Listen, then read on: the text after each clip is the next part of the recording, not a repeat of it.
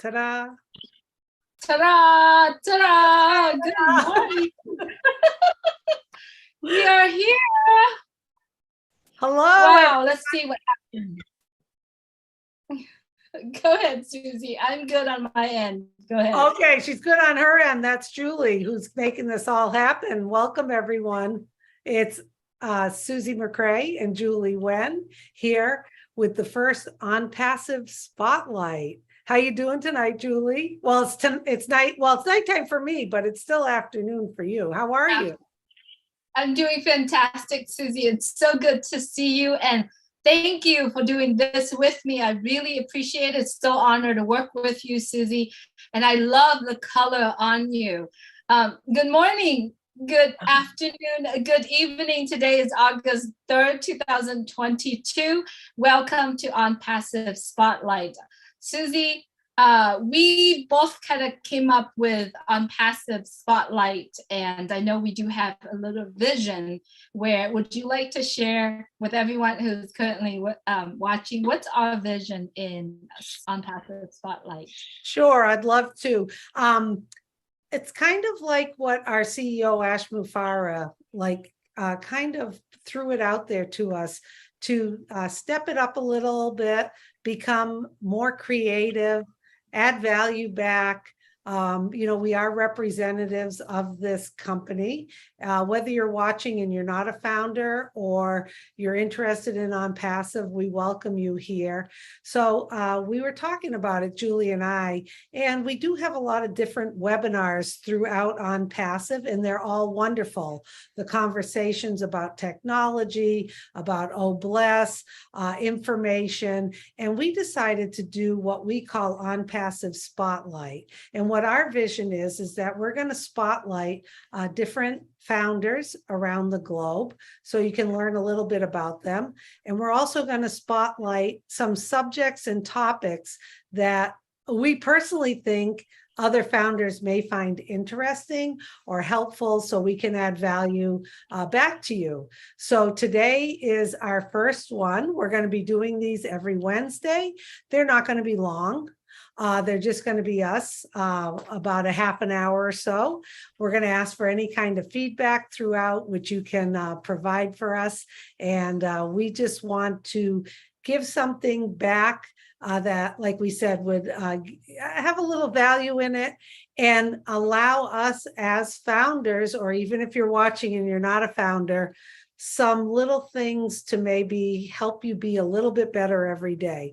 I know that sounds a little trite, Julie, and maybe some of the things we talk about are things people already know, but I think we've got someone special today that we're going to spotlight, and they're going to help us talk about a certain subject. What do you think? Absolutely, Susie, and I'm thankful that you brought it up, because I believe what we are sharing here comes straight from our heart.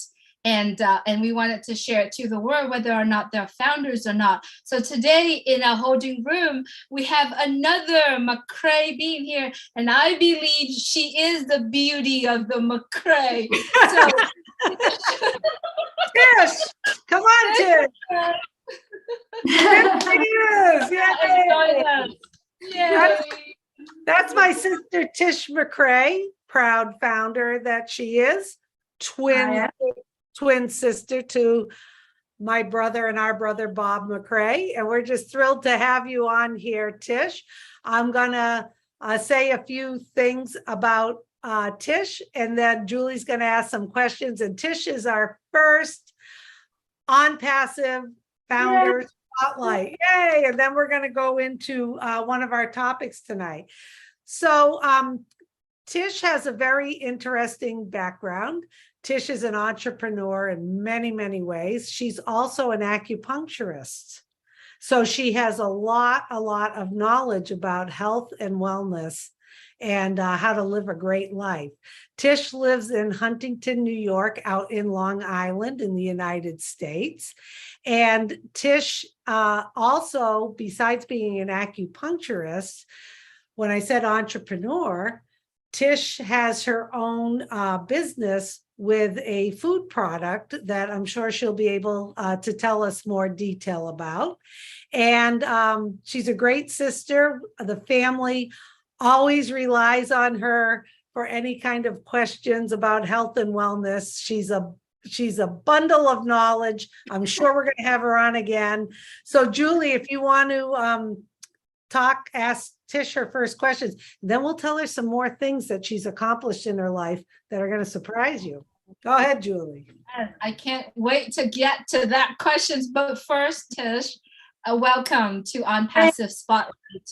And I'd like to find out about your ONPASSIVE journey. When did you start, and how has the ONPASSIVE journey been for you? So I started, I think Susie told our family about ONPASSIVE. It must be about 2.5 years ago, I think. January, maybe 2020. And from the get-go, I was very excited about what ONPASSIVE could be.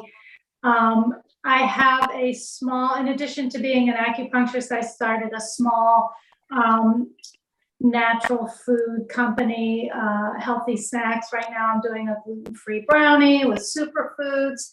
But ONPASSIVE, you know, it's really hard being such a small guy with a business, and you're trying to fight the big guys on the internet and getting your site up and everything, and getting visibility on the internet, and having a one place to have all that you need. And ONPASSIVE was it. And as soon as she started explaining it all to me, it all started clicking into place, like, wow, that's exactly what I need. You know, it'll be one place for my shopping cart, my website, my email, everything. Right now, it's all farmed out to different places. It's confusing. It's not efficient the way I have to do it now. It's more expensive. It's not streamlined at all. And it's definitely not made for a small guy like me, you know, who doesn't have a lot of working capital, etc. So I immediately got excited, and watching it just unfold over the last couple of years has been a pleasure. You know, you don't really get that chance to see a company like this. You don't get to see the back office, to see how it's created, how it unfolds, how it grows to what it is. It's really exciting. It's really exciting. Yay. I think you were one of the first in the family I think I talked to before I kind of sent it out to everyone. And I remember, Tish, prior to that, you were trying to hire someone to do your marketing, traffic, SEO, and you were just extremely frustrated because it was going to cost oodles of money. You had a beautiful website, beautiful product, but eyes weren't seen on your product. So Tish was a prime example of someone out there who, you know, has a vision, a dream for herself, but just didn't have the right tools and resources. So she really saw that in ONPASSIVE. Yep. Now, another thing about Tish, which I'm going to segue into, and she always gets embarrassed when I say this, you see, there's 7 kids in our family, and there's a few that got the exercise gene. You know, I didn't quite get the exercise gene, even though I was an athlete in high school and college, you know, and I do like some forms of exercise. Tish McRae is a 2-time Ironman, one at Lake Placid and the other at Lake Zurich in Switzerland. Yeah, Zurich, yep, Lake Zurich. And we're going to explain what an Ironman is if you don't know that, but Tish completed 2 Ironman. She traveled to Switzerland with 2 men who didn't finish, but Tish McRae, because she's girl power. Girl power, she's disciplined. And, you know, one of the amazing things I think about that is the discipline. Plus, our older sister, Nancy, went and watched her in Lake Placid. And Nancy said it was amazing seeing the people in the Ironman. It was all different sizes, all different people, all different ages. But what it was people who were committed and dedicated to it, and they did it. So Tish, maybe you can tell us a little bit, what does an Ironman entail? Well, it's a triathlon, which is you have 3 disciplines, swimming, biking, and running, but the Ironman is the longest distanced one. So you start off with a 2.4-mile swim, which took me about an hour and 15 minutes. And then you move on to the bike part, and that's 112 miles of biking. And then you finish it off with a marathon, which is 26.2 miles of running, and you have you start at 7 in the morning and you have to finish by midnight. And I finished, I think it was around 9:30 at night, my first one. Wow. That's the whole day of going, but I remember watching it. We had a link, and this was way back when the internet was still a little slow. Yep. But Tish had a link for us, and you could see. I actually got to see her crossing the finish line, and it was like, wow. Oh, So that is so amazing. So today, really on Passive Spotlight, not only that we spotlight the founder, but we want to focusing on the topic. And obviously what you are doing right now, what you're telling us right now is your true commitment into what you want to do. You want to finish the Ironman, and you committed to do that. And I believe being able to prepare for it has to have your determination, your drive, and your commitment. So Susie, today we want to talk about complain versus commitment. What we are seeing right here is a commitment from Tish. But let's talk about our life nowadays, the people that we see, the commitment that the people that we see daily. There are people that do complaints instead of commitment. Susie, do you want to kind of say what's the difference? okay, yeah, because you know what kind of got me thinking about this was when our CEO ASHMUFAREH was talking about language. And language is such an important factor in our life. And when I talk about these things, I'm not perfect by any stretch of the imagination. I had good mentors, though, that helped me identify certain things in our lives. And when Ash started talking about that, especially since as founders, we're going to need to provide feedback as we get ready to go to customers with our products, I started thinking about these different languages that I had learned.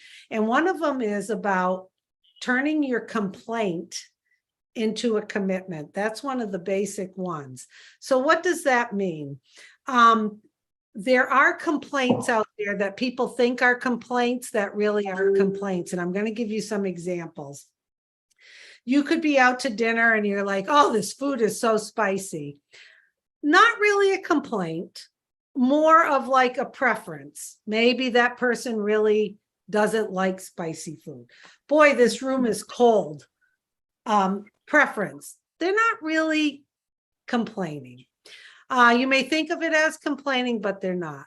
But when there is a chronic complaint in someone's lives, our lives, your lives, we all possibly have a chronic complaint about a situation, about other people or whatever. What that does is it makes you realize, if you really look, that there is a hidden commitment to that complaint.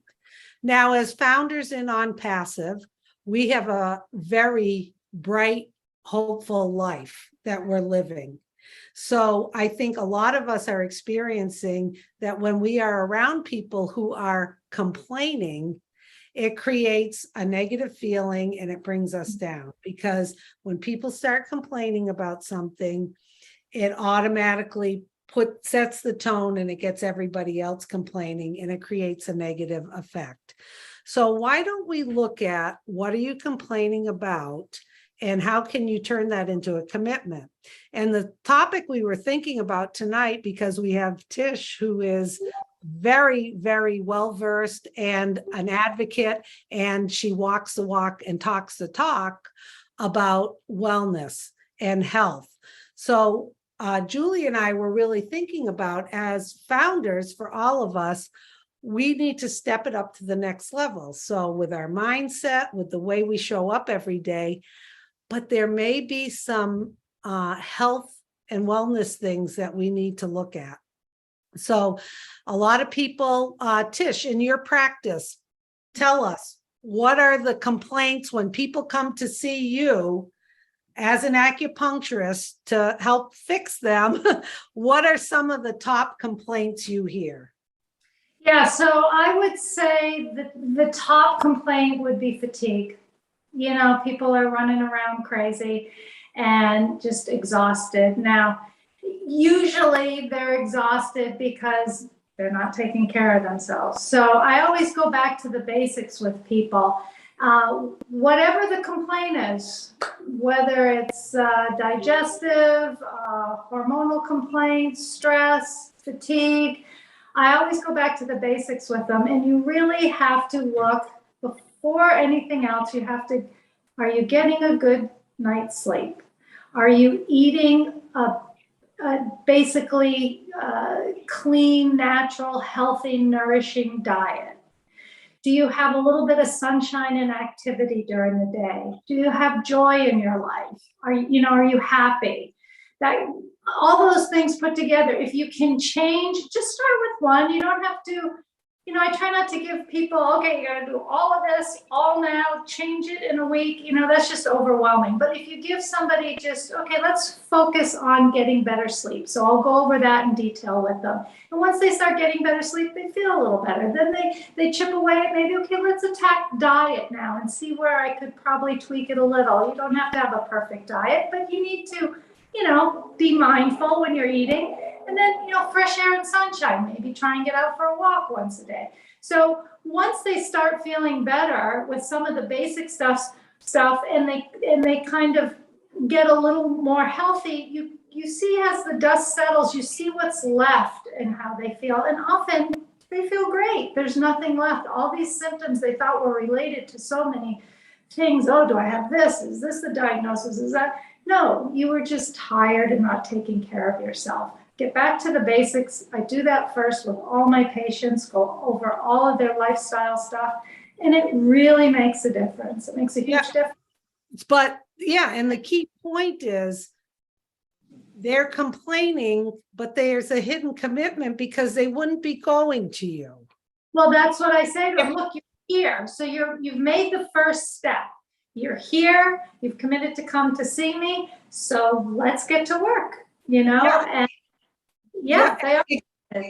Exactly, because a lot of what the changing a complaint to a commitment, that hidden commitment is, it's something that an expectation they had that isn't fulfilled, they're stuck, they're frustrated. So what happens is we chronically complain about the same thing. And then we love bringing others in because you can see how the conversation, oh, with COVID, I gained 15 pounds. I'm not sleeping.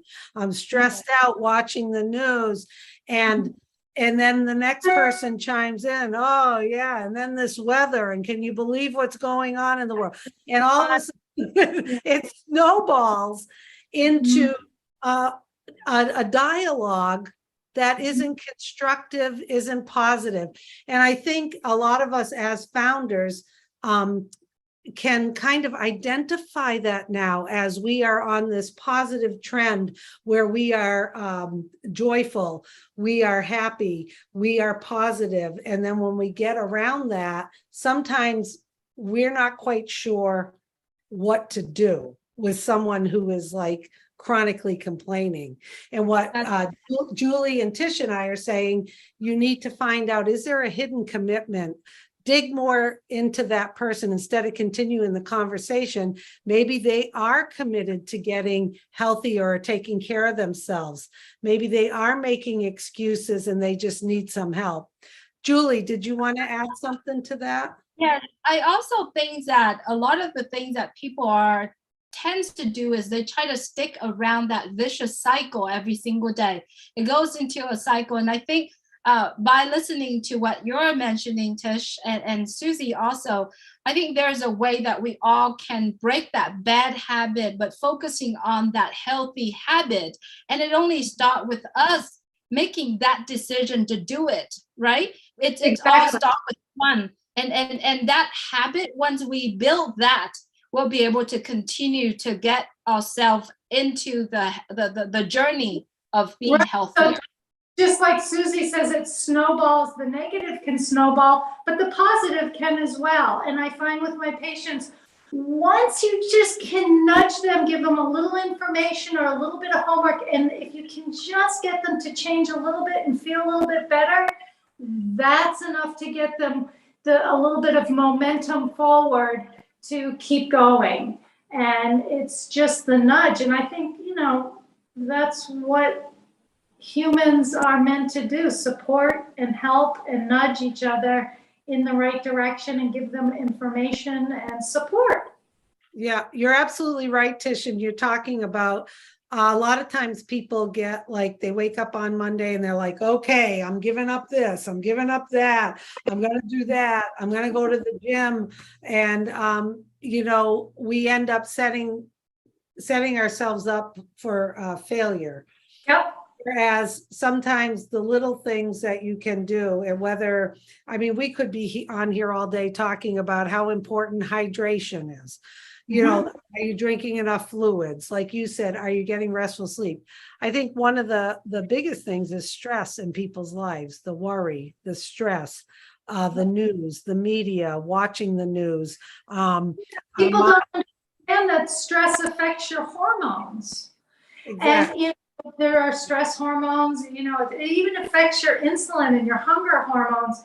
So it's not just a feeling that you get, it has a physiological effect on you. And if people learn that, I think, you know, they just have to understand. I mean, think about 20 years ago, we didn't even think about stress the same way we do now and how it actually really does affect you. So going for a walk in nature, start off with small steps. Cut out. I remember a dietitian years ago when I worked, you know, as a practice manager, saying she worked with people with that were overweight or had diabetes, and she's like, okay, instead of having Pop-Tarts for breakfast, you know, let's substitute that for an egg and a piece of toast with, you know, almond butter or something on it. So instead of like trying to change everything, which, you know, sets you up for failure, I always find take little steps every day. And like you said, Tish, if you start feeling better, then you're going to start doing other things. And a bad habit can be, sorry to interrupt, a bad habit can be replaced with a good habit. Things become habitual. You know, and if you do them long enough, the person is like, you know what, I do prefer that egg and toast in the morning. I don't want the Pop-Tart anymore. You just kind of have to get in the groove. That's right. And I so agree with you in the terms that you practice it, right? Because when you're hungry, if you grab the Pop-Tart, it's only filled you up for that moment, but it's going to get hungry again.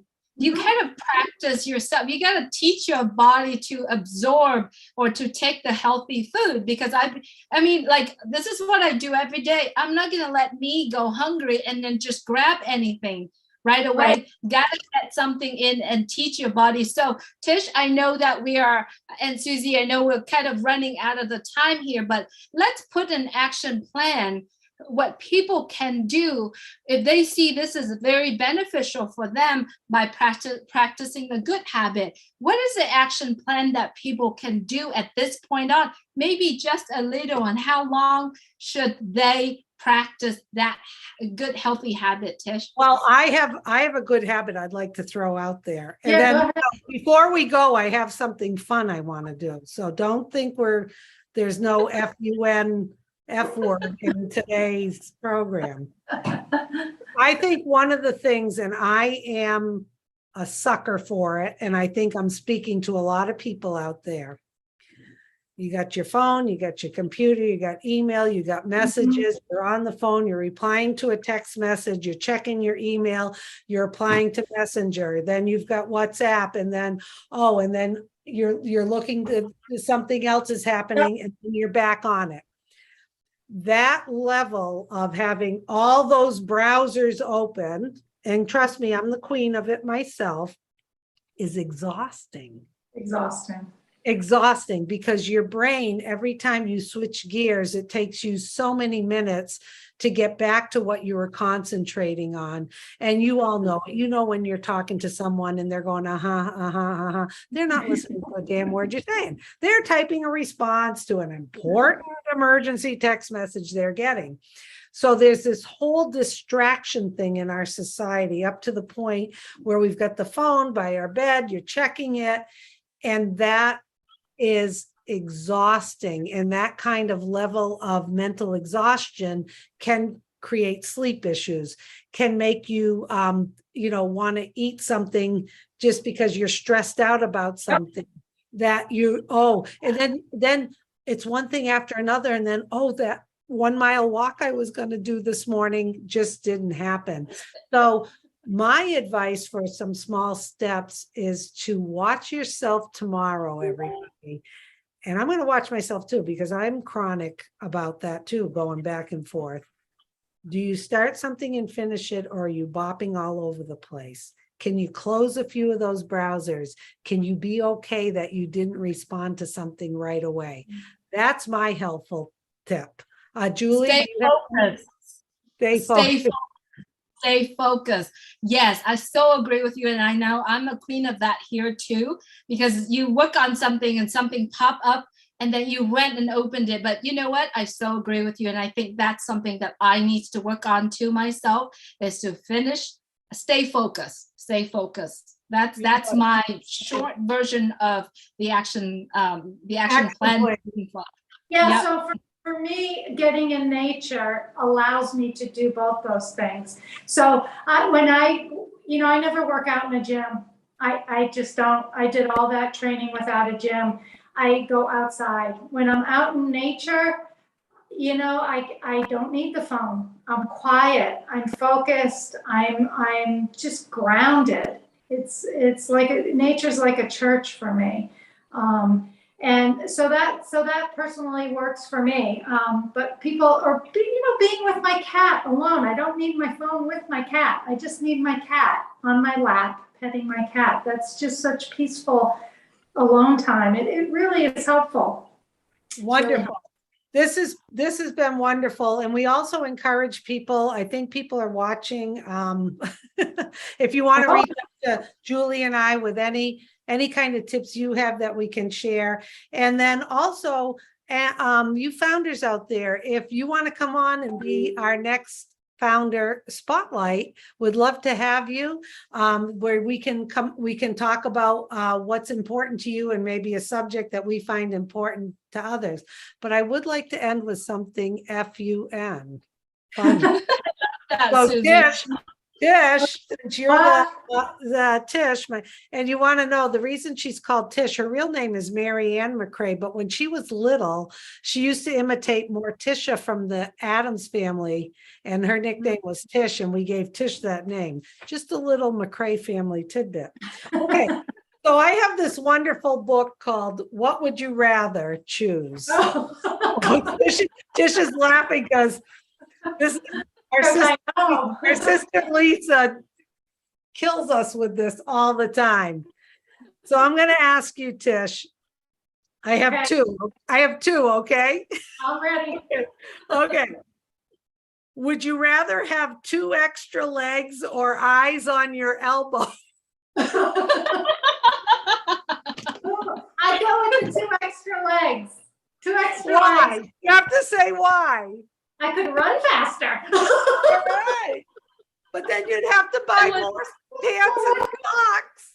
Actually, now that I think about it, the elbow eyes might come in handy. Okay, you know the rules. You only got to pick one. You got to stick with it. Go with the legs. Go with the legs. Okay. I would too. I would too. 2 legs. I love shoes, so. Okay, here we go. One more fun one, and then we're gonna shut down the spotlight. 'Cause we're having too much fun. Would you rather have no teeth at all or 64 teeth? Boy. How many do we have normally? Like 30? 32, 32. So we have double? That would be double. So would you rather have no teeth at all or have 64 teeth? Oh, I might have to go with no teeth. Could then we get like false teeth on top of our no teeth? Oh, no, it's either none or the 64, no China clippers. 64, gosh, that's a tough one. How about you? I go with 64 because I'd rather have teeth to chew than have no teeth. Yeah, I just think Not good for your are you getting digestion. a lot of dental floss. Woo, boy, yeah, that's a lot of brushing. Okay, Tish, It's okay. When on passive launch, I'll be able to go to the dentist or hire a dentist No just problem. every day brushing my teeth. hey, can you pull 30 of these and kind of pull them back together? Exactly. There you go. Oh my God, this has Wow. been Tish, for being in the hot seat. You're a good Thank sport. Oh, And Julie and Tish, I get the feeling we're gonna have Tish on again because Tish Absolutely. really has some great subjects. Plus, she's a licensed acupuncturist. She studied in China and she taught out in Long Island. Tish is a wealth of knowledge.